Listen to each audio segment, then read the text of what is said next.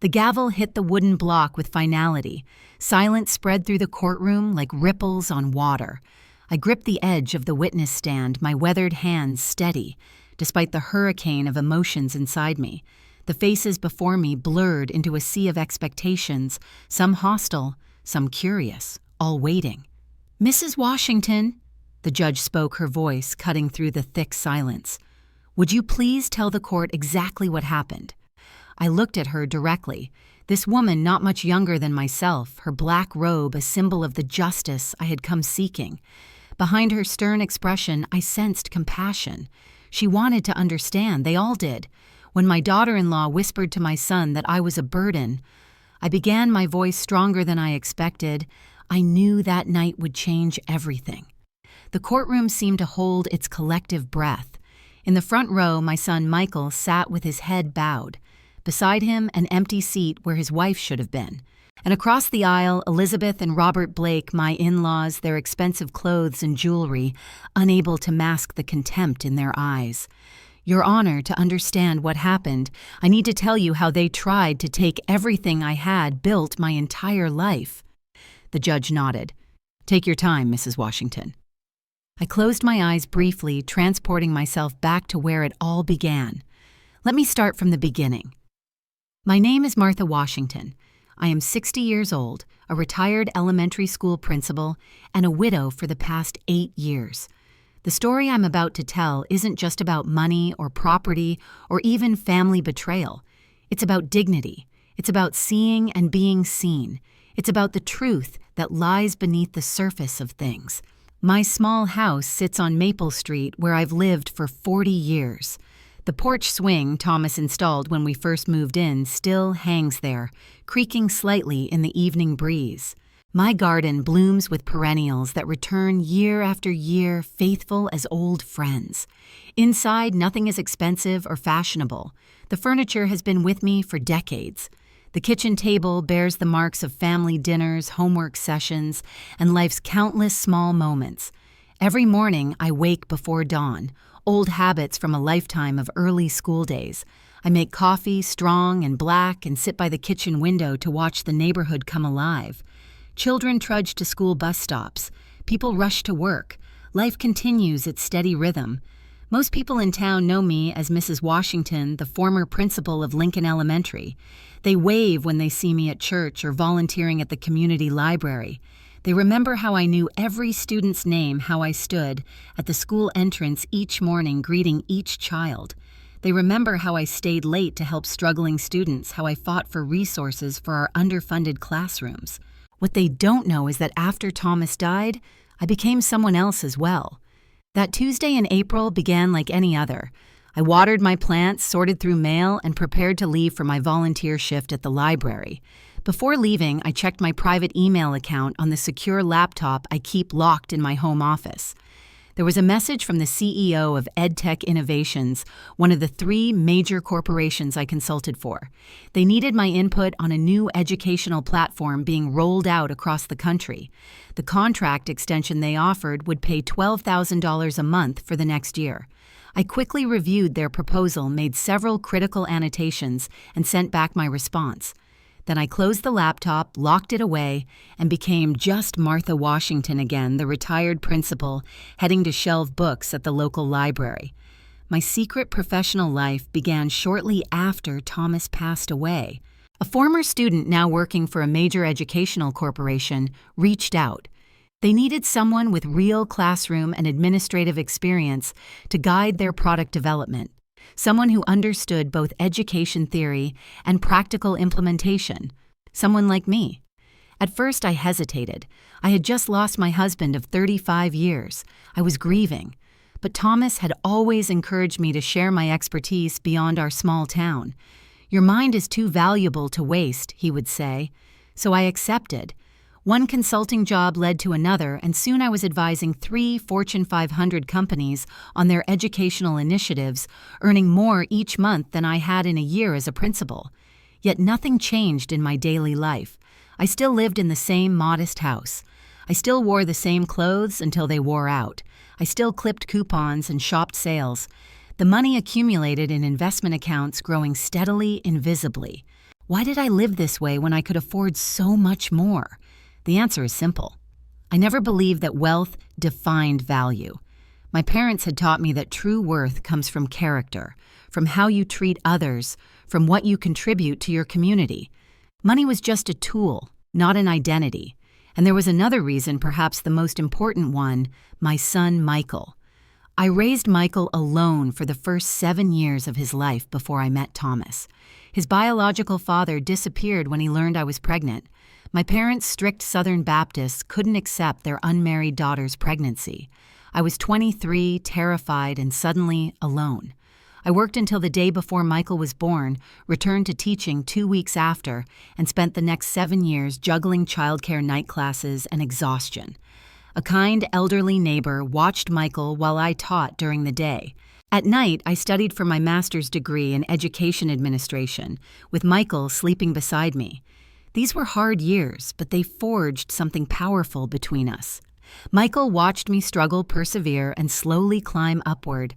When Thomas came into our lives, bringing stability and love, Michael finally had a father figure. Thomas never treated him as anything but his own son. As Michael grew, I was determined he would understand the value of hard work, resilience, and integrity. I never wanted him to feel entitled to anything he hadn't earned himself. So I kept my growing financial success private even from him, especially from him. I wanted him to build his own life, make his own way just as I had. Perhaps that was my mistake. The sound of my phone ringing interrupted my shelving at the library. Michael's name flashed on the screen.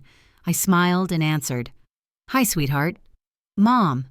His voice sounded different, tight, nervous. "I need to ask you a favor." I set down the book in my hand, suddenly alert. "What is it?" "Vanessa's parents are visiting from California. It's their first time here. They want to meet you. We're having dinner on Saturday at La Maison. Can you come?"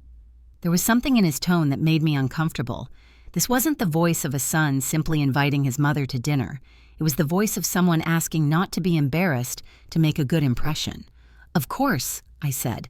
"I'd love to meet them." "Great." He paused. "Mom, they're kind of formal people.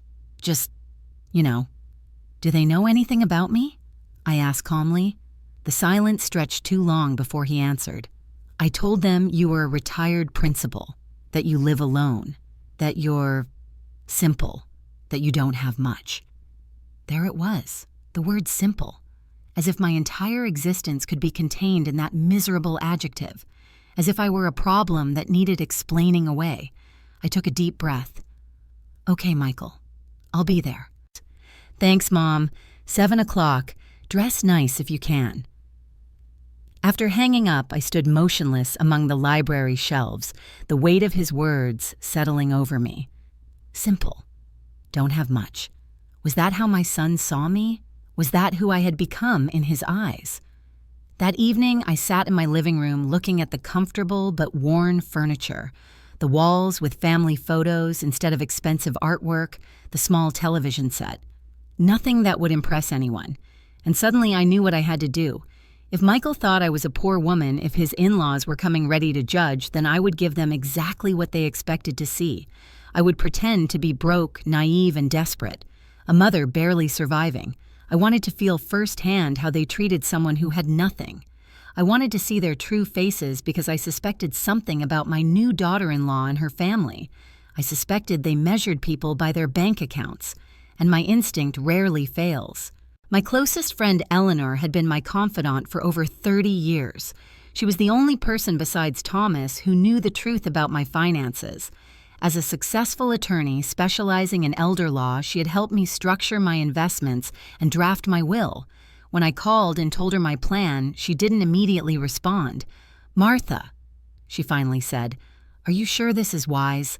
I need to know who these people really are, Ellie. And what if they're exactly who you suspect them to be? What then?" I hadn't thought that far ahead. Then at least I'll know the truth. "The truth can be painful," she warned, "especially when it involves family." I moved to my home office and unlocked the drawer containing my personal files. There was a folder labeled Michael and Vanessa, where I kept notes about their relationship since they had started dating 2 years ago. Things that had made me uneasy but that I had dismissed.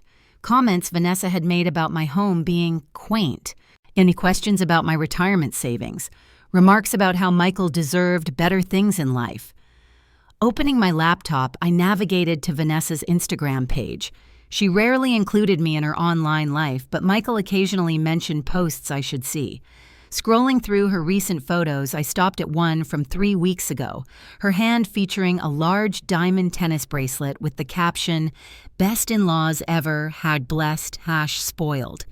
The same week, Michael had called to ask if he could delay paying me back the $3,000 I had lent him for car repairs. I closed the laptop and leaned back in my chair. Something didn't add up. Eleanor's voice echoed in my mind. Don't underestimate people who are willing to take advantage of an elderly woman. Be careful, Martha. They may be more dangerous than you think.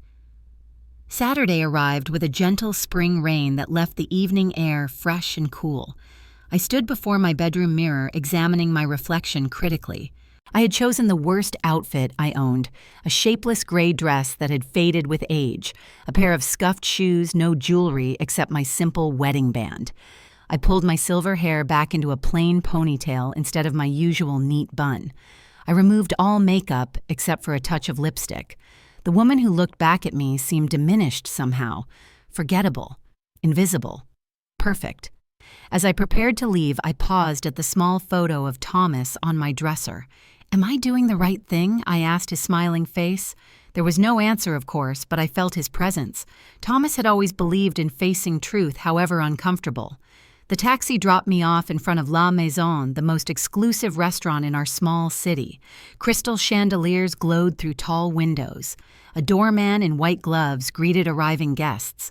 Well-dressed couples stepped from luxury cars.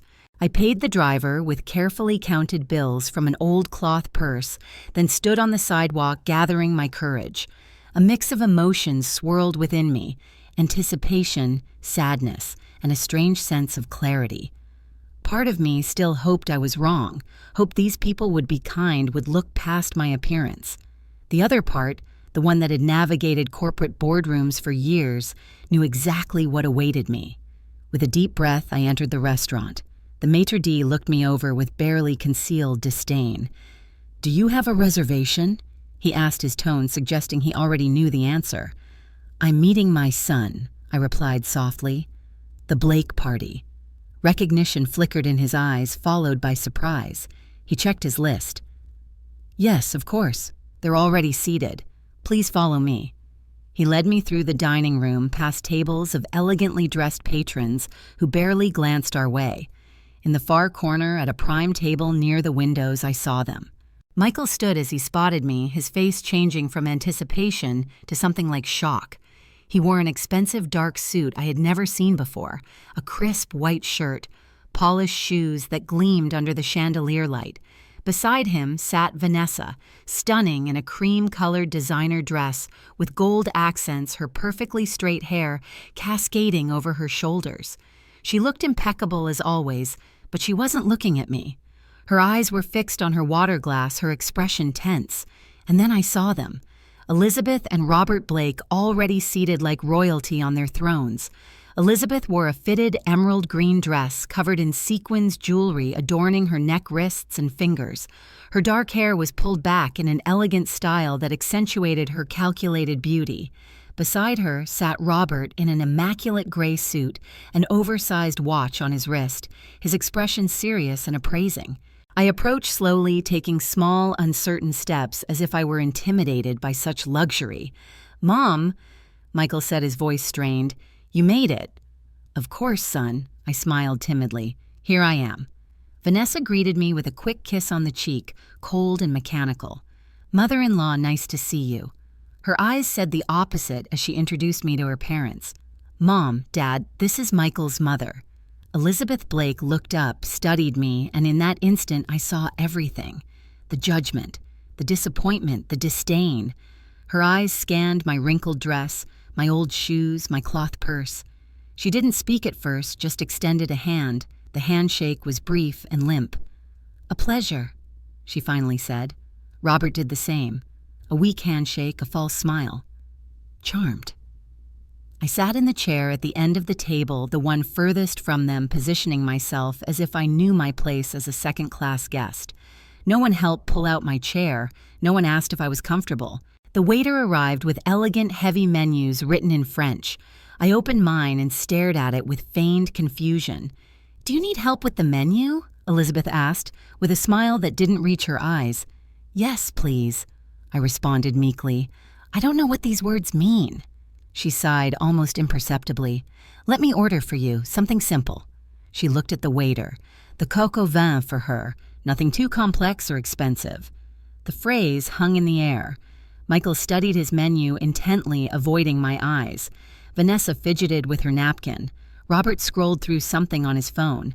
No one challenged Elizabeth's presumption, and I just watched, storing every moment, every microaggression, every subtle insult. Elizabeth began the conversation with general topics. Their flight from California, how different our small city was from Los Angeles, their luxury hotel downtown. Then, almost imperceptibly, she shifted to money. "We've just renovated our Malibu beach house," she mentioned casually. "Nothing extravagant, just 4 bedrooms, but the ocean view makes it worth every penny of the $3 million. "How lovely," I murmured. "Robert just bought a new boat as well, for weekend sailing." "That sounds wonderful. And you, Martha?" Elizabeth's attention turned to me like a spotlight. "Michael tells us you were a principal before retiring." "Yes," I nodded, "at Lincoln Elementary, for 20 years. Public school," she said, as if diagnosing an unfortunate condition. "Such important work, though terribly underpaid, I imagine. Robert and I always sent Vanessa to private academies. We believe education is worth investing in." The implication was clear. I hadn't valued my son's education enough to make the same choice. "We did what we could," I replied softly. "Michael earned a scholarship to college." "Yes, he mentioned that," Robert interjected. "Quite impressive." "Though Vanessa never needed scholarships, of course. We covered everything." "And where do you live now, Martha?" Elizabeth continued her interrogation. "The same house I've had for 40 years, on Maple Street." "Maple, is that on the east side?" Her tone suggested she already knew the answer. "The east side of our city was the older, less affluent area." I nodded. "And you live there alone since your husband passed?" "Yes." Elizabeth exchanged a look with Robert. "It must be difficult maintaining a house at your age on a fixed income." "I manage," I said. The food arrived, providing momentary relief from the conversation. Elaborate plates with artful presentations. Elizabeth cut into her steak with precision. "This is the Wagyu filet," she announced. $90, but worth every cent. Quality is worth paying for." I nodded agreeably. "You're absolutely right." Michael attempted to change the subject, mentioning a project he was working on at his architectural firm. Elizabeth interrupted him. "Michael tells us you help out at the local library as a volunteer." "Yes, twice a week." "How community-minded," she said with that same condescending smile. "I serve on the board of several charitable foundations myself. The Ballet Association, the Children's Hospital Fund. We raised $12 million last year at our gala." "That's impressive," I said genuinely. "It's our responsibility, those of us fortunate enough to have means," she continued, "to give back, to set an example."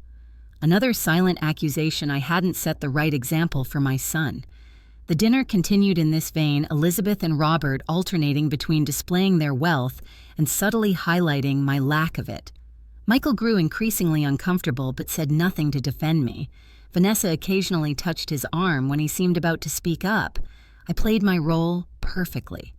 The simple, struggling widow, the mother who had done her best but hadn't provided enough. The woman intimidated by wealth and sophistication. All the while, beneath my meek exterior, I observed every interaction with the analytical precision that had made me successful in boardrooms across the country. I noted how Elizabeth controlled the conversation, how Robert supported her assertions, how Vanessa manipulated Michael with small touches and glances. I saw the dynamic of power and submission playing out before me, And then Elizabeth set her wine glass down deliberately and looked at Michael. Perhaps this is a good time to discuss what we talked about earlier. Michael tensed visibly. Mom, I don't think this is the right moment. Nonsense. Elizabeth waved his concern away. We're family now. We should be able to have open conversations. She turned to me. Martha, we understand you've been living alone since Thomas passed. Michael has mentioned he worries about you. My heart rate increased slightly, but I kept my expression neutral. That's sweet of him, but I'm fine. Of course you say that. Elizabeth nodded as if I'd confirmed something. All mothers want their children to believe they're managing well. But Michael is at a different stage in his life now. He's married. He and Vanessa are planning their future. They're talking about starting a family soon. I'm very happy for them, I said. Yes, it's wonderful, but new families need space to grow to establish themselves without additional concerns. She paused, choosing her words carefully. Robert and I have been discussing this, and we think we might have a solution that would benefit everyone. A solution, I repeated. Yes. You see, at your age, living alone with a limited income, it's natural for Michael to worry about you, to feel responsible, and that's admirable. He's a good son. I glanced at Michael, who was staring at his plate. But we don't want that sense of obligation to affect his marriage or his career advancement, Elizabeth continued smoothly. So, Robert and I thought perhaps we could help. Help how? I asked, though I already suspected what was coming. Elizabeth smiled benevolently. We'd like to offer you a monthly stipend, something that would supplement your retirement income and allow you to live more comfortably. Say, $800 a month. The restaurant seemed to go silent around me, though people at nearby tables continued their conversations unaware of the humiliation being served at our table. That's very generous, I said carefully. We believe in supporting family, Robert added. And in return, we would only ask that you respect Michael and Vanessa's independence, that you give them space to build their life together without interference. There it was, the offer, the bribe disguised as charity. They wanted to buy me off to pay me to disappear from my son's life so I wouldn't be a nuisance, so I wouldn't embarrass their precious daughter with my poverty. Michael finally spoke. Mom, you don't have to. Michael, please, Elizabeth interrupted. Your mother and I are having an adult conversation. I took a sip of water, giving myself a moment to control the anger rising within me. The rage wasn't explosive. It was cold, controlled like a river under ice. I had sat in meetings with arrogant CEOs who thought they could dismiss me because of my age or gender. I had negotiated multi-million-dollar contracts with people who underestimated me. I had learned that the most powerful position is the one where your opponent doesn't recognize your strength until it's too late. I dabbed my lips with my napkin, set it down carefully on the table, and looked directly at Elizabeth Blake. $800 a month, I repeated thoughtfully, to stay away from my son. Elizabeth's smile faltered slightly. I wouldn't put it that way. But that is what you're suggesting, I pressed, my voice changing subtly. No longer timid, no longer meek. You're offering to pay me to disappear. Robert cleared his throat. Mrs. Washington, I think you're misinterpreting our intentions. We only want what's best for Michael and Vanessa. And you believe what's best is for me to step aside, I stated calmly. We believe young couples need space, Elizabeth insisted, especially when they're just starting out. I see. I leaned forward slightly. May I ask you something, Mrs. Blake? How much exactly have you invested in Michael and Vanessa so far? She blinked, caught off guard by my directness. I'm not sure what you mean. I mean, how much did you contribute to their house down payment? Elizabeth seemed pleased to return to familiar territory. $40,000, actually. And their honeymoon, $15,000, a 3-week tour of Europe. So approximately $55,000 total, I calculated aloud. When you love your children, you don't hold back, Elizabeth said with satisfaction. You're absolutely right. I nodded slowly. When you love your children, you don't hold back. I paused, looking her directly in the eyes. But tell me something, Elizabeth. All that investment, all that money, did it buy you anything? The atmosphere at the table changed instantly. Elizabeth stopped smiling. "Excuse me, I'm just curious." I continued, my tone sharper now. "Did it buy you respect? Did it buy you real love? Or did it just buy compliance?" Michael looked up, surprise evident on his face. Vanessa froze with her wine glass halfway to her lips. Elizabeth recovered quickly. "I don't think—" "You've spent this entire evening talking about money," I interrupted, "about how much things cost, how much you've spent, how much you have. But you haven't once asked how I am, if I'm happy, if I have friends or interests or dreams. You've only calculated my worth, and apparently I'm worth $800 a month." Elizabeth paled slightly. "That's not what I—" "Yes," I cut her off again. "Yes, it is. From the moment I arrived, you've been measuring my value with your wallet. And do you know what I discovered? Elizabeth, people who only talk about money are those who least understand its true value." Robert shifted uncomfortably in his chair. "I think you're being rather dramatic, Mrs. Washington. We were simply trying to help." "Help?" I repeated the word, letting it hang in the air. "Is that what you call it?" Elizabeth's carefully constructed facade was beginning to crack. The polished veneer slipped, revealing something harder underneath. "We have only Michael and Vanessa's best interests at heart. And yet neither Michael nor Vanessa has spoken in the last 5 minutes. I observed, glancing at my son, who looked as though he wanted to disappear into his chair. "I wonder why that is." Vanessa finally found her voice. "Mother-in-law, I think there's been a misunderstanding." "There's no misunderstanding," I said calmly. "Your parents have made their position quite clear. They believe I'm a burden to you and Michael, a problem to be managed, a potential embarrassment to be contained."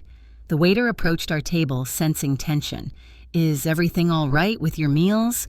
"Everything is fine," Robert answered quickly. "Just a family discussion." The waiter retreated and silence fell over our table. Other diners continued their conversations around us, oblivious to the drama unfolding in our corner of the restaurant. Elizabeth composed herself, smoothing her dress as if she could smooth over the awkwardness as easily. "Martha, I think we've gotten off on the wrong foot. I only meant—" "I'm curious about something else," I interrupted, turning to Vanessa. 3 weeks ago, you posted a photo of a diamond tennis bracelet on Instagram, a gift from your parents. The same week, Michael asked to delay repaying the $3,000 I lent him for car repairs. I paused. "Did you think that was an appropriate time for such an extravagant gift?" Vanessa's face flushed red. Michael's head snapped toward her in surprise. Clearly, he hadn't made the connection himself. "You monitor my social media?" Vanessa asked, deflecting. "I notice things," I replied, "just as I've noticed how quickly you change the subject whenever finances come up around Michael, or how you manage to be elsewhere when bills arrive." Robert cleared his throat authoritatively. "Our gifts to our daughter are our business." "And my relationship with my son is mine," I countered. "Yet here we are with you offering to pay me to step back from it." Michael finally found his voice. "Mom, is that true? About the bracelet and the loan?" Before I could answer, Elizabeth interjected. "Michael, darling, that bracelet was a birthday present, tradition in our family." "Your birthday is in October," Michael said to Vanessa. "It's April." Vanessa touched his arm, a gesture I'd seen her use whenever she wanted to regain control. "It was an early gift, sweetheart. Daddy had a business contact who got a special price." I watched my son's face, seeing doubt creep in for perhaps the first time. It broke my heart, but it was necessary. Sometimes the truth hurts before it heals. "Michael," I said gently, "when was the last time you reviewed your joint bank statements or checked your credit score?" His expression told me everything. He hadn't. Of course he hadn't. My brilliant, talented son had always been trusting to a fault. Elizabeth turned to Robert, a silent communication passing between them. She picked up her wine glass and took a deliberate sip. "This wine is from an exclusive region in France," she said, changing tactics. $200 a bottle, but when you appreciate quality, you don't skimp." She was trying to regain control of the conversation to return to safe territory where wealth equaled worth. I recognized the strategy. I'd seen it in countless boardrooms. "Do you drink wine, Martha?" "Only on special occasions."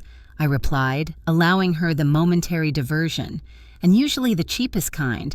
I don't understand much about these things. Elizabeth smiled condescendingly. That comes with experience, with travel, with education. Franklin and I have visited vineyards throughout Europe and California, Robert added. We're quite knowledgeable. I nodded appreciatively. It must be wonderful to have such opportunities. They relaxed slightly, believing we had returned to the earlier dynamic. Elizabeth launched into a story about a wine tasting in Bordeaux, describing the chateau, the exclusive tour, the famous people they'd met there. I listened attentively, playing the role of the impressed commoner once again. When she finished, I asked innocently, "And you, Elizabeth, do you have any hobbies? Anything you enjoy besides travel and fine wine?" She seemed pleased by the question. I serve on several boards, as I mentioned. I also play tennis 3 times a week, and I'm part of an exclusive book club. Only 12 members, all carefully selected. How lovely, I commented. What are you reading currently? Elizabeth hesitated for just a moment. We're exploring contemporary feminist literature. Very progressive. Any titles in particular? I pressed gently. Another pause. Various works. Too many to list. And I nodded understandingly, though I suspected Elizabeth Blake hadn't opened a book in years that wasn't about wealth management or social climbing. "And what about you, Martha?" she asked, eager to shift attention. "Any hobbies?" "Simple things," I replied. "I read a lot, I garden, I volunteer, I walk in the park on Sunday mornings." Elizabeth and Robert exchanged another look laden with judgment. "How quaint," she said. "Though one always aspires to more, don't you think, to experience the world, to grow culturally? Not everyone has those opportunities," I said softly. "No," Elizabeth agreed. "Not everyone does." The waiter arrived with dessert menus offering momentary reprieve from the conversation.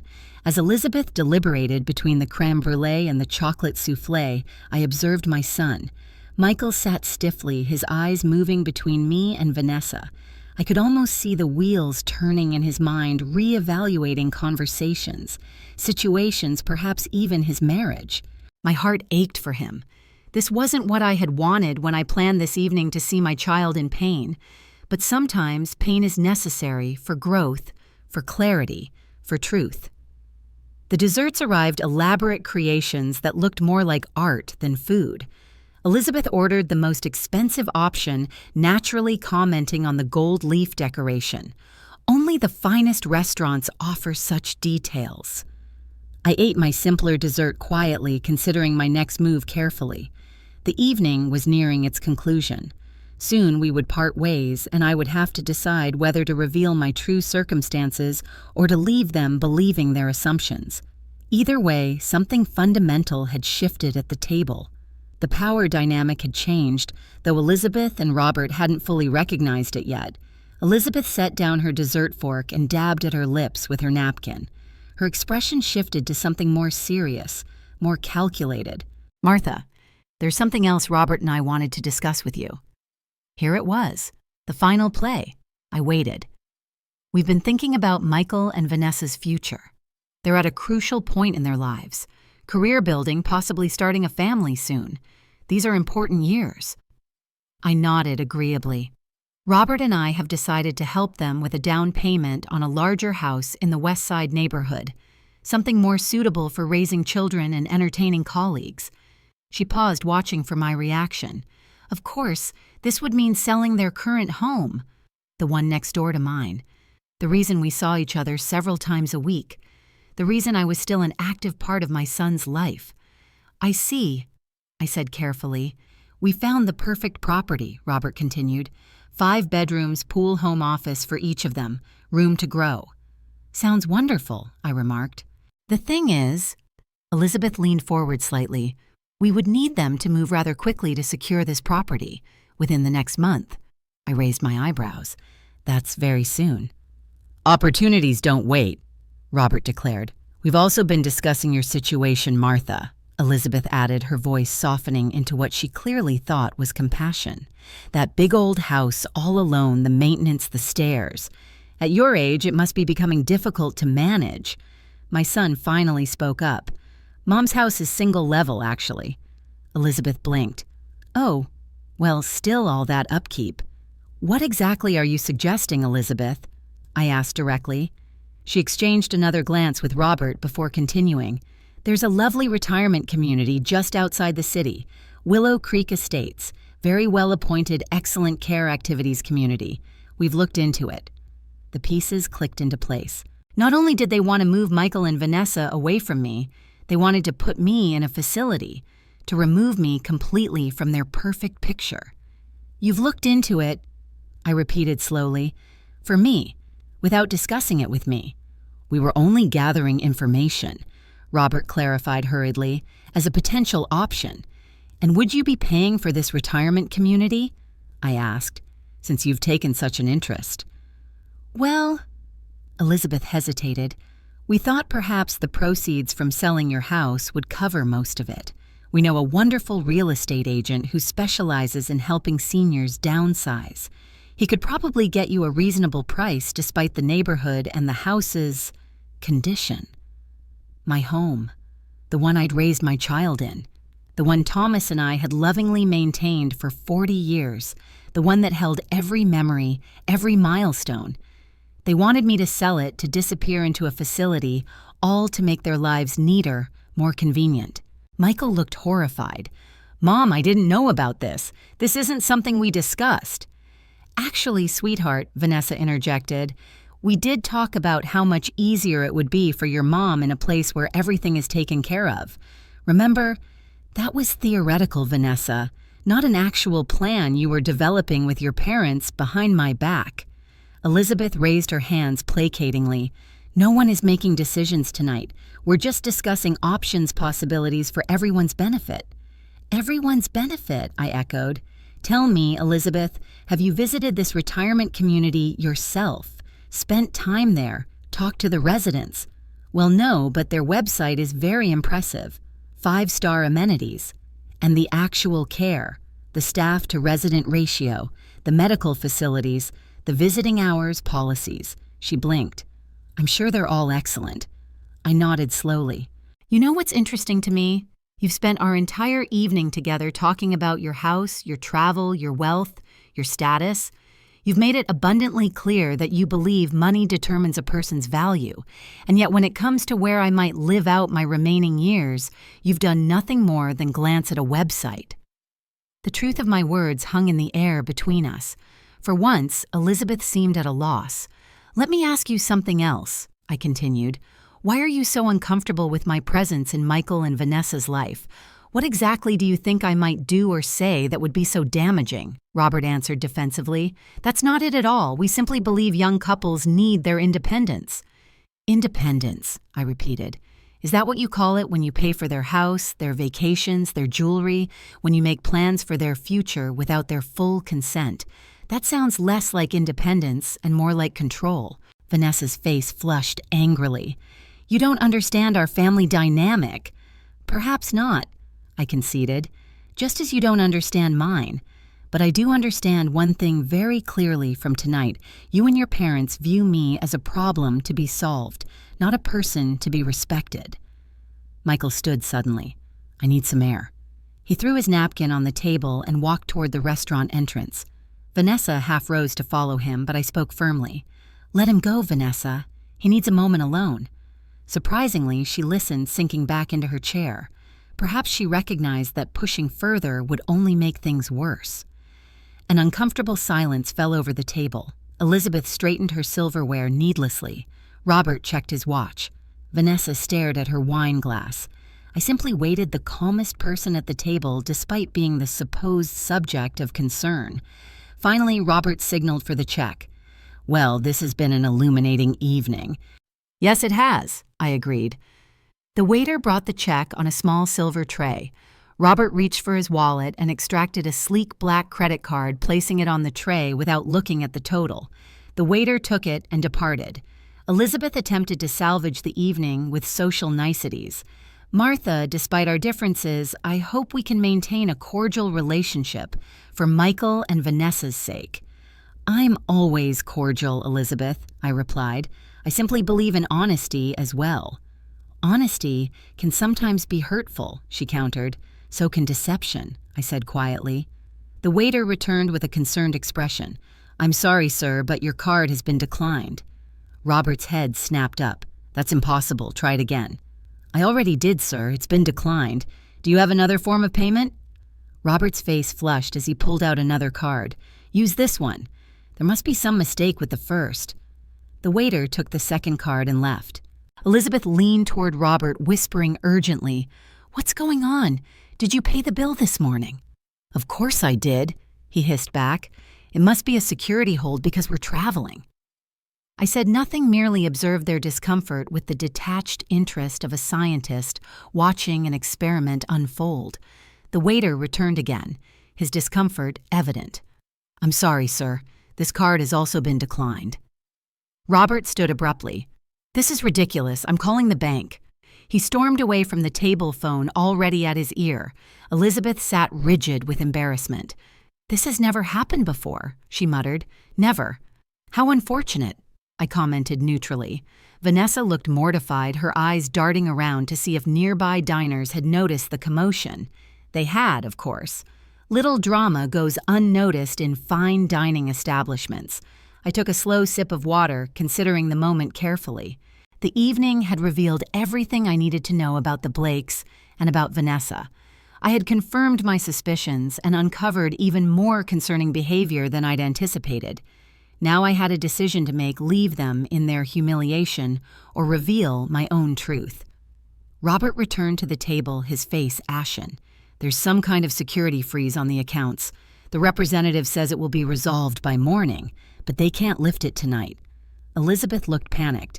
What are we supposed to do? We can't just leave without paying. I have cash, Robert said, reaching for his wallet again, though not enough for the entire bill, I'm sure. How much is the bill? I asked calmly. Robert glanced at the check. $837. I nodded, reached for my worn cloth purse, and took out my battered old wallet. From it, I extracted a card, not a regular credit card. This one was transparent, made of heavy metal with only a name and a small symbol etched into its surface. I placed it on the table in front of Elizabeth. Perhaps this might help. Her eyes widened as she recognized what it was. That's a Centurion card. Her voice was barely above a whisper. American Express Centurion, I confirmed. By invitation only. Minimum annual spending requirement of $250,000. $5,000 annual fee just for the privilege of carrying it. Robert stared at the card in disbelief. But that's also known as the Black Card, though this particular version is their limited crystal edition, I continued conversationally, typically carried by CEOs, celebrities, and apparently retired school principals. The waiter approached cautiously. Have you decided on another payment method? I pushed the card toward him. This should take care of it. Please add 20% gratuity. He took the card reverently, as if handling something sacred. Right away, ma'am. Elizabeth, Robert, and Vanessa stared at me in stunned silence. The carefully constructed narrative they had built about me, the assumptions they had made, the judgments they had passed were crumbling before their eyes. I don't understand, Elizabeth finally managed. That's become increasingly clear throughout the evening, I replied. But you live in that small house, you wear ordinary clothes, you volunteer at the library, Vanessa stammered. Michael said you were simple, I offered. Yes, that seems to be the word everyone uses. I prefer the term intentional. I choose how I live, where I live, what I wear, how I spend my time and my money. Those choices are based on my values, not on appearances or others' expectations. But where did you get... Robert gestured vaguely at the space where the card had been. I smiled slightly. Not that it's any of your business, but after Thomas passed away, I began consulting for major educational technology corporations. It turns out that 40 years of experience in education, from classroom teaching to administrative leadership, is quite valuable to companies developing products for schools. I currently advise 3 Fortune 500 companies on their educational initiatives.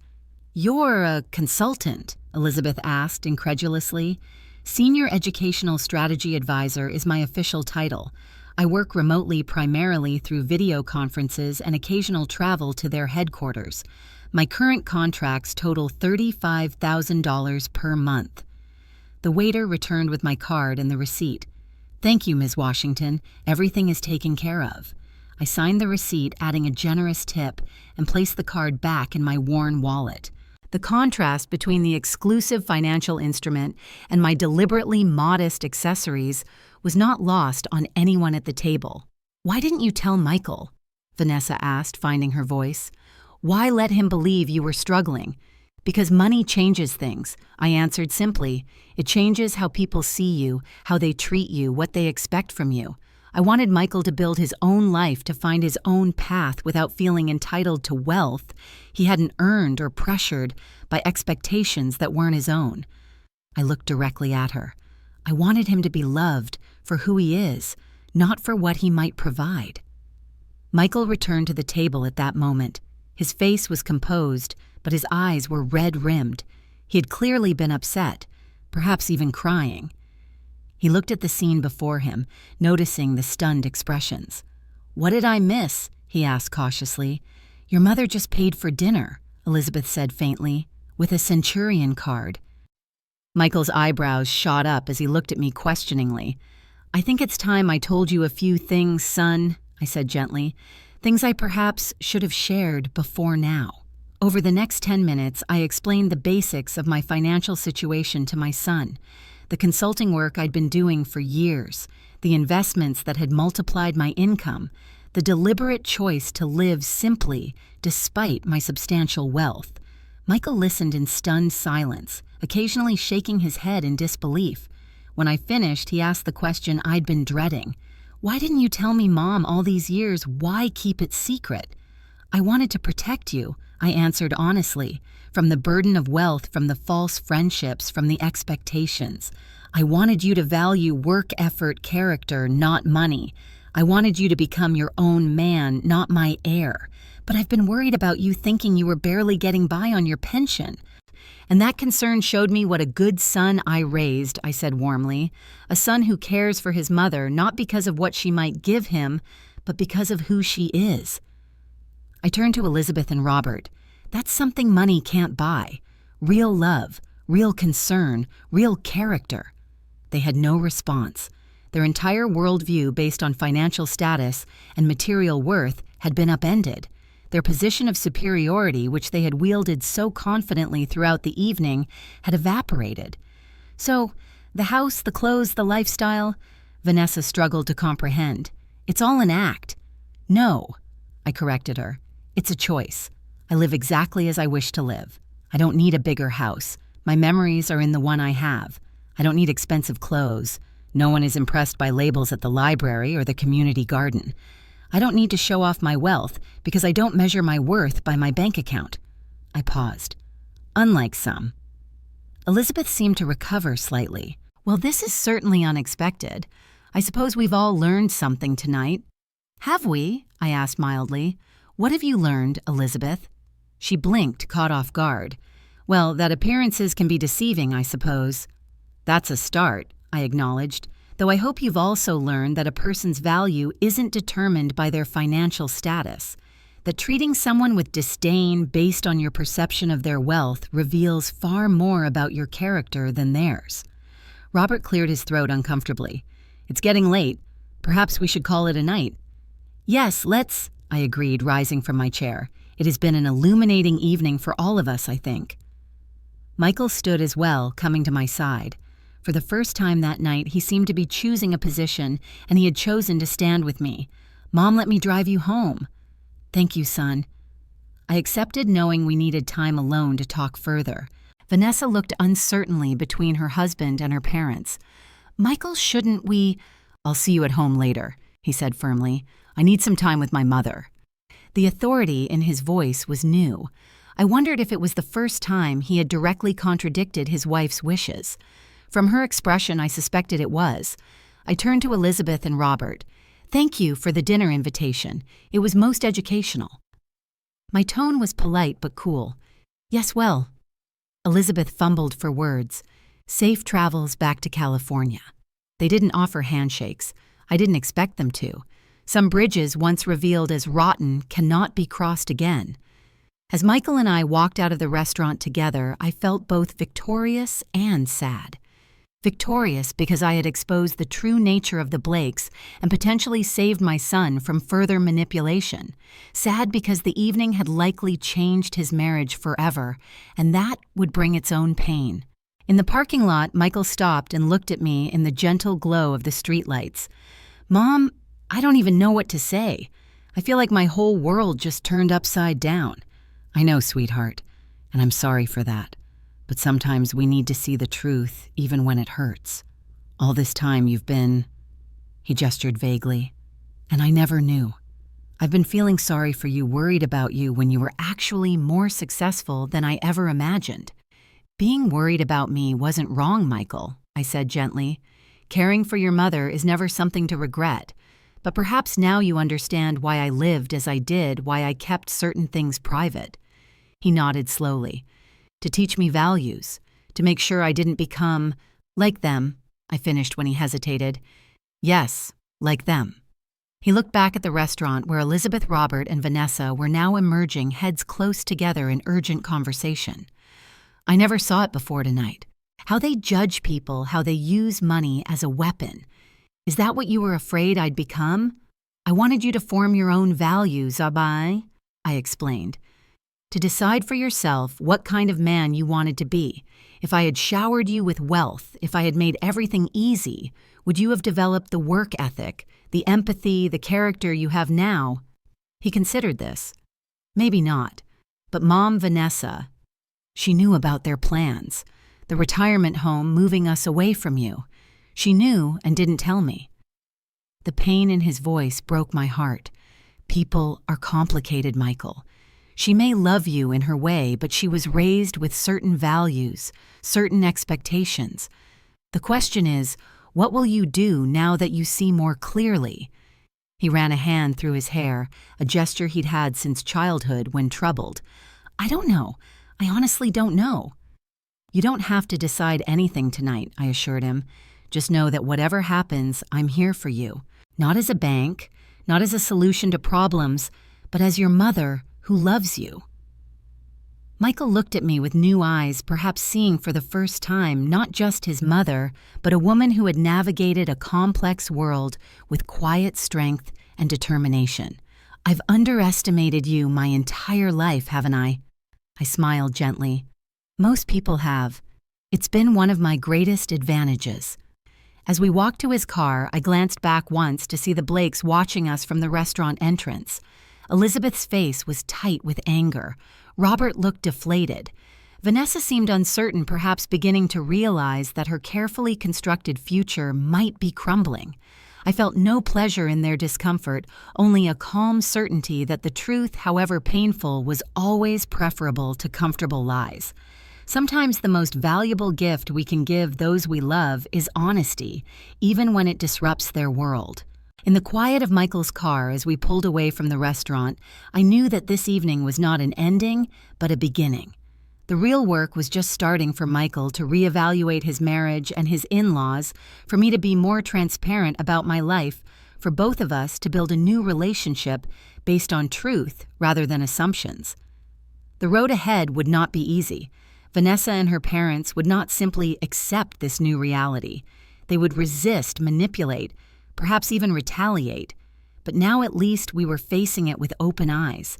As we drove through the darkened streets toward my modest home that held my not-so-modest life, I felt a weight lift from my shoulders. For decades I had carried the burden of my secret, protecting my son in the only way I knew how. Tonight, for better or worse, that burden had been set down. Whatever came next, we would face it together with the strength that comes not from wealth or status or power, but from something far more valuable, truth, yen, and the dignity of being seen for who we truly are. The courtroom fell silent as I finished recounting the events of that fateful dinner. The judge studied me thoughtfully, her gaze steady and evaluating. Behind her, the American flag hung motionless, a silent witness to the proceedings. Sunlight filtered through tall windows, casting long rectangles of light across the polished floor. "Mrs. Washington," the judge said finally, "thank you for your detailed testimony. Before we continue, I'd like to clarify the timeline. This dinner occurred 6 months ago, correct?" Yes, Your Honor, 6 months and 12 days ago, and the actions brought before this court by the defendants began shortly thereafter. I nodded, almost immediately. The judge made a note on her legal pad. Please continue. What happened after you left the restaurant that evening? The drive home with Michael had been quiet at first, both of us processing the seismic shift that had occurred. The comfortable spring night surrounded us, streetlights creating pools of yellow illumination on familiar streets. Houses passed by, some grand, some modest, all containing lives and stories as complex as our own. Mom, Michael finally broke the silence. I feel like I don't even know who you are anymore. I turned slightly to study his profile as he drove. The boy I had raised was now a man, the angles of his face sharper, but the crease between his eyebrows when troubled was the same as when he was 10. I'm exactly who I've always been, I replied gently. The same woman who made your lunches for school, who cheered at your basketball games, who helped with your college applications. The only difference is that now you know, I also advise corporations on educational strategy and earn more in a month than I do in a year. He added a hint of something hurt resentment in his voice. Michael, money isn't the measure of success. You're building a career you're passionate about. That's worth more than any salary. He shook his head slightly. It's not about the money, Mom. It's about the deception. All these years I've been worried about you struggling on a fixed income. I felt guilty about not being able to help you more. And all that time, you were caring about your mother, I finished for him. That's never wasted, never misplaced. I paused. Would you have preferred I raised you with wealth, with privilege? Would that have made you happier? He considered this as we stopped at a red light. I don't know. Maybe. But that's not the point. What is the point then? Trust, honesty. The light turned green and he accelerated perhaps a bit too quickly. You didn't trust me enough to know the truth. That stung, but I couldn't deny its validity. You're right, I made a choice years ago about how I wanted to raise you. I wanted you to value things beyond money. I wanted you to become your own person, not an extension of me or my success. Was that wrong? No, he admitted after a moment. But I'm not a child anymore. I haven't been for a long time. You're right about that too, I acknowledged. Perhaps I held on to the secret for too long out of habit or fear or both. Fear of what? That you might change, that our relationship might change. I looked out the window at the familiar neighborhood, that you might see me differently. Like I am right now, he noted wryly, exactly like that.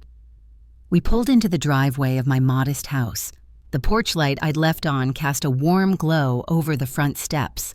Michael turned off the engine but made no move to get out. What about Vanessa? He asked quietly. What happens now? The question hung between us, weighty with implications. I chose my words carefully. That's for you to decide, Michael. I can't tell you what to do about your marriage. But you've clearly had concerns you never shared with me. Would you have listened? I asked gently. If I had expressed doubts about Vanessa or her family, before tonight, would you have heard me? Or would you have defended her pulled away from me? He didn't answer immediately, which was answer enough. I love you, Michael, I continued. And because I love you, I want you to make your own decisions even when they're difficult. All I ask is that you go into those decisions with your eyes open. And now they are, he said, a note of bitterness creeping into his voice. Wide open. We sat in silence for another minute before he spoke again. I should go home. Vanessa and we need to talk. I placed my hand over his briefly. Whatever happens, I'm here for you. Not with checkbooks or solutions, but with love. That hasn't changed, and never will. He managed a small smile. Thanks, Mom. I watched him drive away, his taillights receding into the darkness, and wondered what confrontation awaited him at home. Part of me wished I could shield him from it, but he was a grown man and some battles we must fight alone. Inside my house, I moved through familiar rooms that suddenly felt different, as if the revelation of my secret had somehow changed the physical space as well. I made myself a cup of chamomile tea and sat at my kitchen table, the same table where Michael had done his homework, where Thomas and I had planned vacations, where I'd graded countless papers over the years. My phone rang just as I was preparing for bed. Eleanor's name flashed on the screen. "Well," she asked without preamble, "how did it go?" "About as expected," I replied. "They were condescending, judgmental, and eventually offered to pay me to disappear from Michael's life." "Good Lord," Eleanor breathed. And then I paid for dinner with my Centurion card." Eleanor's laughter filled my ear. "Oh, Martha, I wish I could have seen their faces." "It wasn't pretty," I admitted, "but necessary." "And Michael," I sighed, shocked, confused, hurt that I kept this from him for so long. "He's gone home to confront Vanessa." "That won't be pleasant." "No, it won't." After we hung up, I found sleep elusive. I kept replaying the evening in my mind, wondering if I'd done the right thing, if the truth was worth the pain it would cause. The answer came sooner than I expected. At 3 a.m, a knock on my door startled me awake. I pulled on a robe and peered through the peephole to find Michael standing on my porch, a small duffel bag at his feet. His face was haggard, his eyes red-rimmed. I opened the door. "Michael, Mom," he said, his voice rough with emotion. "Can I stay here tonight?" I ushered him inside without question. Some conversations could wait until morning. In the kitchen, I made him tea. He sat hunched at the table, staring at nothing. When I placed the mug before him, he wrapped his hands around it as if seeking warmth. "Do you want to talk about it?" I asked softly. He shook his head, then nodded, then shrugged. "I don't even know where to begin." "Take your time." He sipped his tea, gathering his thoughts. "When I got home, Vanessa was on the phone with her mother. They were strategizing about how to handle the situation, how to manage me, how to contain you." His voice hardened. "They didn't hear me come in at first. Vanessa was saying that they needed to accelerate the house purchase to get me further away from your influence." I felt a chill despite the warm kitchen. "I see." When she saw me, she tried to backpedal to explain it away, but then I asked her about our finances. He looked up at me, his eyes wounded. "Mom, she's been hiding things. Credit card debt, purchases. She has a separate account I didn't know about. Her parents have been depositing money into it regularly." "Oh, Michael, that's not even the worst part." He set the mug down carefully. "I found documents on her laptop. She left it open when she went to take a shower. They've been consulting with an attorney about ways to access your assets. They thought you were house rich and cash poor.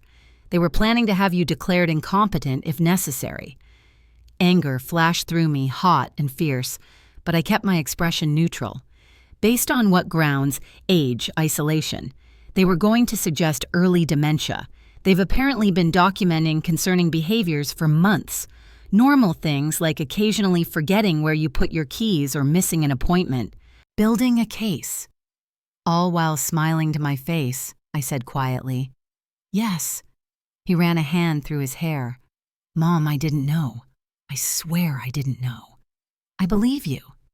When I confronted her, she tried to justify it, said they were just looking out for my interests for our future children's inheritance, as if that makes it okay to plot against my mother. I reached across the table and took his hand. "What did you say?" "I told her she had 24 hours to remove her things from the house, that I wanted a divorce, that I would never forgive this betrayal." His voice cracked. "She cried, said I was overreacting, that I was choosing you over our marriage. Maybe I am, but I don't care. Some lines can't be crossed." I squeezed his hand. "I'm so sorry, Michael. This isn't what I wanted when I went to that dinner. It's not your fault," he said firmly. "You didn't create this situation. You just exposed what was already there." We sat in silence for a while, the ticking of the kitchen clock marking the passage of time, the weight of revelations and decisions settling around us like dust after an explosion. "You can stay here as long as you need," I finally said. "Thanks, Mom. Just until I figure things out." I showed him to the guest room, the same room he'd slept in as a teenager when he'd outgrown his childhood bedroom. It still held some of his old things, books, trophies, a Star Wars poster he'd never taken down. "Get some sleep," I told him. "Things will look clearer in the morning." But clarity didn't come with daylight. Instead, it brought complications. The judge leaned forward slightly. "What kind of complications, Mrs. Washington?" I shifted in the witness stand. The following morning, I received a certified letter from an attorney representing Robert and Elizabeth Blake. It contained a cease and desist order claiming I had engaged in fraudulent misrepresentation and caused emotional distress to their family. Objection. The Blake's attorney stood. "This characterization is prejudicial." "Your Honor," my attorney countered, "Mrs. Washington is simply recounting the contents of a letter sent to her which has been entered into evidence as Exhibit 12. "Overruled," the judge declared. "You may continue, Mrs. Washington."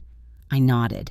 The letter also suggested that I had unduly influenced my son to separate from his wife and that unless I encouraged reconciliation, they would pursue legal action against me. "And what was your response to this threat?" "I contacted Eleanor Johnson, my friend and attorney. She advised me to document everything and to avoid direct contact with the Blakes or Vanessa." Eleanor, sitting at the counsel table, gave me a supportive nod. At 65, with her silver hair cut in a stylish bob and wire-rimmed glasses perched on her nose, she looked every inch the distinguished attorney she was. She had been my rock throughout this ordeal. What happened next? Things escalated quickly, I continued. 2 days later, Michael went to the house to collect more of his belongings. Vanessa was there with her parents. They tried to prevent him from taking anything. There was an altercation. The police were called. I remembered the panic I'd felt when Michael called me from the police station. Not arrested, but questioned after Robert Blake claimed Michael had pushed him. The claim was false, proven later by the doorbell camera footage, but it was our first taste of how far the Blakes were willing to go. The following week, I began receiving calls from friends and former colleagues. The Blakes were spreading rumors that I was experiencing cognitive decline, that I was paranoid, that I needed help. They contacted the board of the library where I volunteered, suggesting I was no longer reliable. And how did these rumors affect you? At first, I tried to ignore them. I continued my consulting work, my volunteering, my normal activities, but the whispers followed me. People looked at me differently, spoke to me more slowly, watched me for signs of confusion. The worst moment had come at church, where I'd been a member for 40 years. Elizabeth Blake had somehow connected with our pastor's wife and planted seeds of doubt. When I arrived for Sunday service, several church members approached to ask if I needed anything. Their faces, masks of concern. Later, an elder suggested I might want to step down from the education committee to focus on my health. Then came the financial attacks, I continued. Someone attempted to access my investment accounts. There were inquiries into my properties, my assets. A petition was filed to have my mental competency evaluated. And this petition came from Vanessa Blake claiming concern for her father-in-law. Even though she had never legally adopted Michael, she attempted to establish herself as a concerned family member. Was the petition successful? No. My doctors certified that I was fully competent. The judge dismissed the petition, but the damage to my reputation had been done. People talk. Rumors spread. Even when proven false, they leave shadows. The judge made another note. What about your son during this period? Michael was devastated. In the span of a week, he'd lost his wife, his in-laws, and watched them try to destroy his mother's reputation.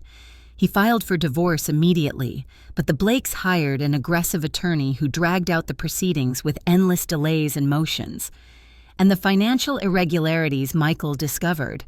Vanessa claimed they were normal marital expenses. She counter-filed demanding half of everything, including future earnings, from Michael's architectural practice. She also claimed partial ownership of my house, suggesting Michael had an inheritance claim that should be considered marital property. The absurdity of the claim had been almost laughable, but the legal battles it triggered were anything but amusing. For months, we had been tied up in depositions, hearings, financial disclosures. The Blakes seemed determined to drain us emotionally and financially. When did you decide to file your countersuit against the Blakes? After they took their campaign public, I replied. They gave an interview to the local newspaper portraying themselves as concerned parents trying to protect their daughter from a controlling mother-in-law. They suggested I had turned my son against his wife out of jealousy and fear of losing control. I remembered the shock of seeing my name in the newspaper, the familiar photo they'd somehow obtained from the school district website, the quotes from anonymous sources describing my supposedly erratic behavior. The article mentioned my consulting work, suggesting I had been hiding income to avoid taxes. It implied that I had manipulated financial records. It was character assassination thinly veiled as concern. Eleanor had been furious when she saw the article. "This is defamation, pure and simple," she had declared. "We're not just playing defense anymore, Martha. It's time to fight back." The countersuit we filed alleged defamation, intentional infliction of emotional distress, and abuse of legal process. We included evidence of the Blakes' attempts to have me declared incompetent, their false police report against Michael, their campaign to undermine my reputation, and their daughter's financial deceptions within the marriage.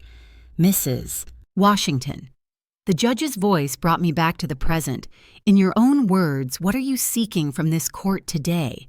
I straightened in the witness chair, meeting her gaze directly. "Justice, Your Honor. Not revenge, not punishment, but simple justice. I want the Blakes' campaign against me to stop. I want my reputation restored. I want my son to be free from their manipulations, and I want them to face consequences for their actions. So perhaps they'll think twice before trying to destroy another elderly person they deem inconvenient."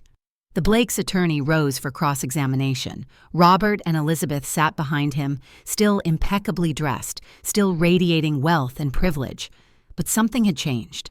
The confidence, the superiority I'd seen at the restaurant had been replaced by something harder, more desperate. "Mrs. Washington," the attorney began smoothly, "you've given us quite a dramatic narrative today. But let's get to the facts, shall we? Isn't it true that you deliberately misrepresented yourself to my clients at that dinner? I dressed simply and didn't volunteer information about my financial status," I replied calmly. "I never claimed poverty. But you allowed them to believe you were of limited means, correct? I allowed them to make their own assumptions, which they did quite readily. And you revealed your true financial status only after baiting my clients into making what you characterize as insensitive remarks. I revealed my true financial status after your clients offered me money to stay away from my son, suggested I sell my home, and proposed placing me in a retirement facility without my consent." He changed tactics. "Mrs. Washington, isn't it possible that my clients were genuinely concerned about your living situation? Concerned people ask questions. They don't make decisions for others behind their backs. And regarding your son's marriage, isn't it true that you disapproved of Vanessa from the beginning? I had reservations about certain behaviors I observed, yes. And you never shared these concerns with your son. I respected his choice and wanted him to make his own decisions. Until that night at the restaurant when you deliberately created a situation designed to drive a wedge between Michael and his wife." "Objection," Eleanor called. "Counsel is testifying." "Sustained," the judge ruled. "Rephrase, counselor." The attorney adjusted his tie. "Mrs. Washington, did you consider that your actions that night might damage your son's marriage? I considered that the truth, whatever it revealed, would be valuable for my son to know." The cross-examination continued for another hour, the attorney trying to paint me as manipulative, vindictive, controlling. I remained calm, answering truthfully but carefully. Eleanor had prepared me well for this. When the attorney finally finished, Eleanor rose for redirect her posture straight, despite her years. "Mrs. Washington, in the months since that dinner, have you at any point attempted to access the Blakes' financial records?" "No." "Have you spread rumors about their mental competence?" "No." "Have you contacted their friends, colleagues, or community members to undermine their reputation?" "No." "Have you filed any frivolous legal actions against them?" "No. Only this countersuit in response to their actions." "Thank you." Eleanor turned to face the judge. "Your Honor, the contrast is clear. While my client simply revealed the truth about herself when confronted with manipulation, the defendants launched a calculated campaign to destroy her reputation, separate her from her son, and potentially gain control of her assets. This was never about protecting Vanessa Blake's marriage. It was about maintaining control and access to what they perceived as financial opportunity. The judge nodded thoughtfully. "Thank you, Ms. Johnson. Mrs. Washington, you may step down." As I returned to my seat beside Eleanor, I passed the Blake's table. Elizabeth Blake stared straight ahead, refusing to meet my eyes. Robert Blake glanced up briefly, his expression unreadable. Michael sat in the front row of the gallery, his face showing the strain of the past months, but also determination. Beside him sat Janet, a kind woman he'd met in his therapy group for people dealing with divorce. They weren't dating, it was too soon for that, but their friendship had been an unexpected bright spot in a dark time. The next witness called was Dr. Raymond Chen, the neurologist who had evaluated me after Vanessa's petition. He testified to my excellent cognitive health, stating unequivocally that there was no evidence of dementia or any other condition affecting my judgment. In fact, he added, Mrs. Washington scored in the top percentile for her age group on all cognitive assessments. Her memory, reasoning, and executive function are exceptional. Following Dr. Chen, several character witnesses spoke on my behalf, former colleagues from the school district students I had mentored, who were now successful adults, community members who had worked alongside me in volunteer capacities. They described my integrity, my competence, my contributions to the community. The final witness was Michael. As he took the stand, I felt a surge of maternal pride mingled with concern. This ordeal had taken its toll on him. He had lost weight and new lines had appeared around his eyes. But there was also a new strength in his bearing, a clarity that hadn't been there before. He testified about the discoveries he had made regarding Vanessa's hidden finances, about the Blakes' attempts to isolate him from me, about the pressure they had exerted throughout the marriage to follow their values and expectations. The night of that dinner was painful, he concluded, but necessary. It opened my eyes to the manipulation I'd been subjected to for years. My mother didn't destroy my marriage, she simply allowed me to see the truth about it. The Blakes' attorney attempted to portray Michael as unduly influenced by me, suggesting that his financial dependence on me since separating from Vanessa had colored his testimony. Michael's response was measured but firm. My mother offered me a place to stay when I needed it. She has never attempted to control my decisions or turn me against Vanessa. In fact, she has consistently encouraged me to make my own choices and find my own path forward. When the testimony concluded, the judge called a recess before closing arguments. In the courthouse hallway, Eleanor and I conferred quietly. "You did well," she assured me. "The judge seems receptive. The Blakes' case is circumstantial at best, malicious at worst." "It's not about winning for me," I replied. "It's about ending this, about clearing my name." "I know, but winning wouldn't hurt," she added with a small smile. Michael joined us, giving me a brief hug. "You okay, Mom?" "I'm fine. How about you? This can't be easy," he shrugged. "Easier than living a lie." Across the hallway, I noticed Robert Blake standing alone watching us. After a moment's hesitation, he approached. Eleanor tensed beside me. "Mrs. Washington," he said formally, "might I have a word privately?" Eleanor started to object, but I raised a hand. "It's all right, Ellie. I'll hear him out." We moved to a quiet corner of the hallway. Robert Blake looked older than he had 6 months ago, the strain of the legal battles evident in the new lines on his face. "I want to offer a settlement," he said without preamble. "I'm listening. We'll drop all actions against you. We'll issue a public statement retracting any implications about your competence or character. In return, you drop the countersuit. And Vanessa's divorce proceedings with Michael, that's between them. Elizabeth and I will step back." I studied him carefully. "Why now, Mr. Blake? After months of legal warfare." He glanced away, then back. "This has gone far enough. Too far. The costs, both financial and personal, have become prohibitive." I wondered what he wasn't saying. Had their campaign against me uncovered my actual financial resources, which far exceeded what they had imagined? Had they realized I could outlast them in court? Or was there something else, some personal cost I couldn't see? "I'll discuss it with my attorney," I replied neutrally. "Please do."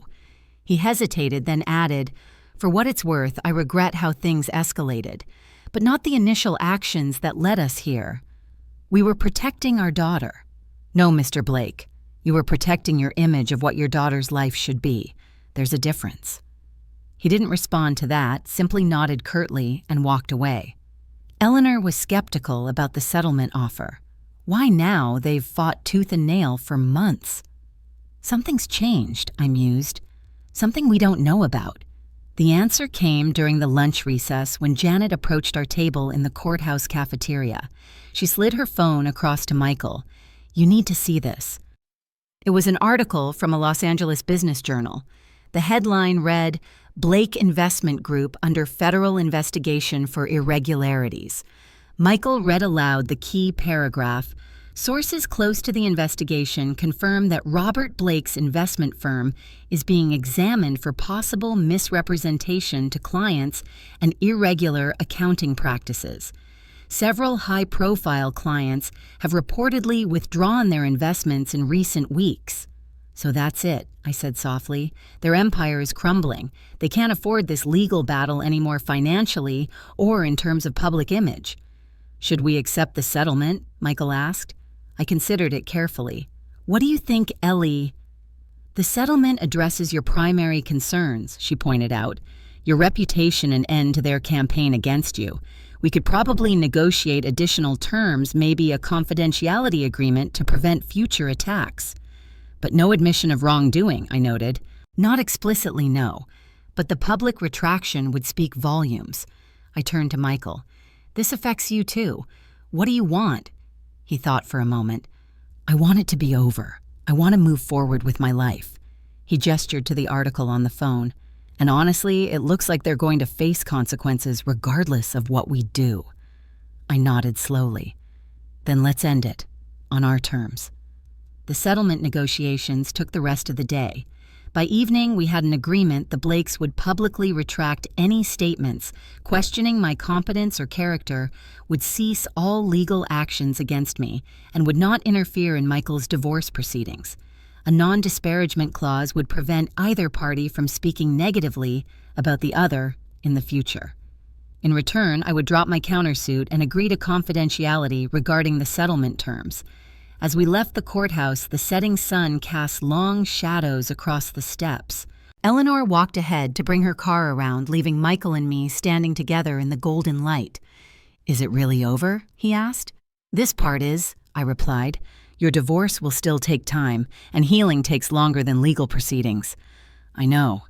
He looked out at the city spread before us. "I've been thinking about what's next, about what I want my life to be now." "And what have you decided?"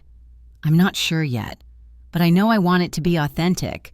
No more pretending, no more living up to someone else's expectations." He smiled slightly. "I learned that from my mother." I squeezed his arm affectionately. "You'll find your way." "With a little help," he acknowledged. "Mom, there's something else I've been thinking about." "What's that?" "All those women the Blakes targeted over the years, the ones Eleanor found during her investigation. The widows Robert advised financially until their funds mysteriously dwindled. The elderly neighbors Elizabeth befriended then borrowed money from that was never repaid." I nodded. "What about them?" "They didn't have what you had, the resources to fight back, the knowledge to protect themselves, the support system." "No, they didn't." "I think I want to do something about that. Use my architectural skills somehow, maybe design affordable housing for seniors, or work with a nonprofit that helps elderly people navigate financial challenges." Warmth spread through my chest. "That sounds wonderful, Michael." "I have some savings. Not much after the legal fees, but enough to get started. And maybe, he looked at me sideways, uncertain. "Maybe you'd consider funding it. As an investor, not just my mother. A proper business partnership." I smiled. "I'd be honored. But only if you let me be a silent partner. This should be your project, your vision." "Deal." He extended his hand formally, and I shook it, both of us chuckling at the gesture. As we walked down the courthouse steps together, I felt a sense of closure, but also of new beginnings. The truth had cost us all dearly, Michael. His marriage, me, my privacy, the Blakes, their facade of respectability. But truth, however painful, clears the ground for authentic growth. 2 months later, I stood at the podium in the community center meeting room, facing an audience of about 50 people, mostly women over 60. They had come for the first official gathering of the Silver Shield Foundation, Michael's new nonprofit dedicated to protecting seniors from financial exploitation. Financial abuse of elderly Americans exceeds $2.6 billion annually, I told the attentive faces before me, yet it remains one of the most underreported and under-recognized forms of abuse. Many victims never come forward due to embarrassment, fear, or simply not knowing where to turn for help. I scanned the audience, noting the nods of recognition, the knowing glances exchanged. Many of them had stories of their own, but today we're changing that narrative. Today we're declaring that age does not diminish our right to dignity, to respect, to protection under the law. From the side of the room, Michael watched with pride. Beside him stood Janet, who had become the Foundation's volunteer coordinator. Eleanor sat in the front row, having agreed to serve as our legal advisor. Several of my former students, now adults with careers in social work, financial planning, and law enforcement, had joined our board of advisors. The Silver Shield Foundation will offer free legal consultations, financial literacy workshops, and advocacy services to seniors facing exploitation or abuse. We will connect victims with resources, provide safe spaces for sharing experiences, and work with law enforcement to ensure perpetrators face consequences. I paused, looking at the faces before me. Strong, resilient men and women who had lived full lives and deserved to age with dignity and security. But perhaps most importantly, we will create a community where no one has to face these challenges alone, where your voice will be heard, your experience valued, your wisdom respected. After the presentation, as people mingled over refreshments, a woman approached me. She was perhaps 70, elegantly dressed with a dignified bearing that reminded me of myself. "Mrs. Washington," she said, extending her hand, "I'm Claudia Jefferson. Your story. It resonated with me deeply. I'm glad it spoke to you. My son married a woman like Vanessa," she confided. "For years I watched them chip away at his confidence, his independence. When I tried to intervene, they painted me as interfering, as jealous of their relationship. I'm sorry you experienced that. The difference is, I didn't have your resources to fight back. I'm just a retired teacher with a modest pension." She squared her shoulders. "But I do have my voice, and I want to use it. I want to volunteer with your foundation to help others recognize the warning signs I missed. We would welcome your perspective, Mrs. Jefferson." As more people approached with similar stories, similar offers of help, I felt something powerful taking shape, a network of support, of shared wisdom, of collective strength. From the painful truth of that dinner 6 months ago, something valuable was emerging, a legacy not of wealth, but of impact. Later that evening, as Michael and I walked to our cars, he asked, "Do you ever regret it?" That night at the restaurant, given everything that followed. I considered the question carefully. "No," I said finally. "It was painful for all of us, but necessary. The Blakes would have continued their manipulation. Vanessa would have drained you emotionally and financially. And I would have lived with the burden of my secret, always wondering if I should have spoken up." "The truth set us free," Michael quoted with a small smile. In a manner of speaking, yes, though the process wasn't quite as simple as that phrase suggests. He laughed. "No, it certainly wasn't."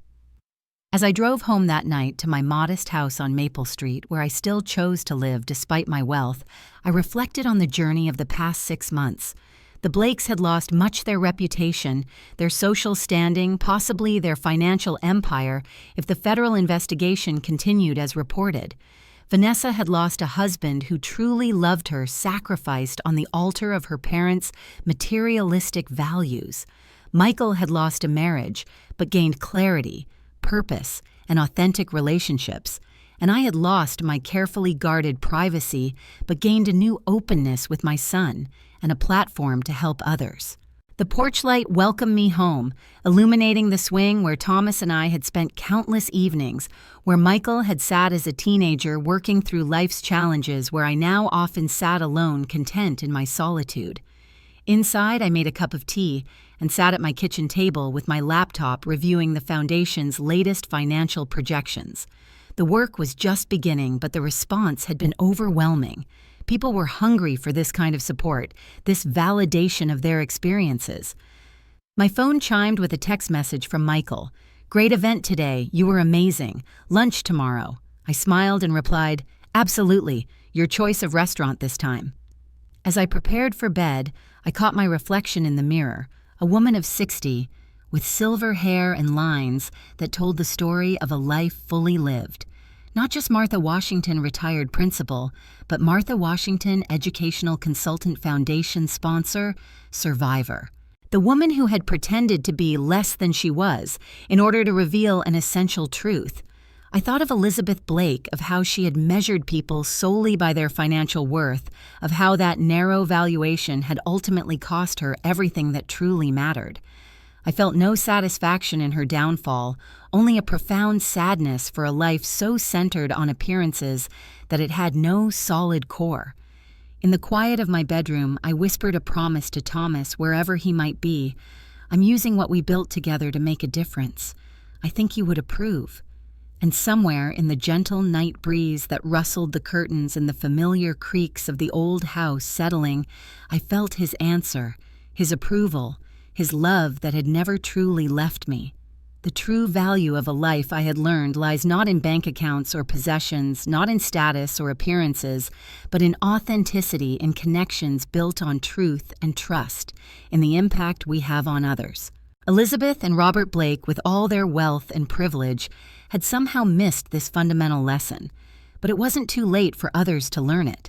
And teaching had always been my calling, from the elementary school classroom to the corporate boardroom to this new foundation. Different venues, same essential mission: to share knowledge that empowers, to create space for growth and understanding, to leave people better than I found them. As I drifted towards sleep, I felt a deep contentment that had nothing to do with the money in my accounts and everything to do with the truth I was finally fully living. The woman who had pretended to be poor for one evening had found a wealth beyond measure.